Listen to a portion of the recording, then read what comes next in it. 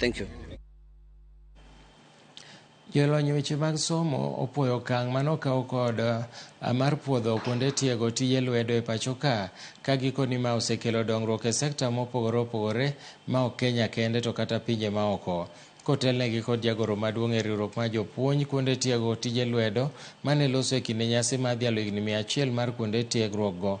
Gikoni tiegruok mag tije lwedo osekonyo jopuonjre ma ok oyudo thuolo mar chopo e mbalariany, kendo kinde mathoth gichako yudo pesa chon kendo e yo mayot.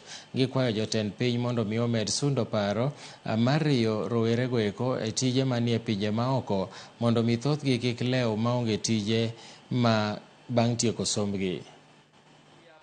To have been beneficiary of the ideology of the government to have for the TVETS sector. Beyond there, also we have for the vocational training institutions in all our constituencies, and Kericho, led by His Excellency Dr. Eric Mutai, there are expansive structures in our institutions to address the need that is required in the sector. We want to thank the ministry because they have put enough facilities for these young people. In Belgut in particular, we have 3 centers of excellence. We have the excellence of the information communication technology, whereby even the head of state came and opened the digital hub to be utilized by the young people in the region. We are also the center of excellence of fashion and design, and we are also the center of excellence in institutional management.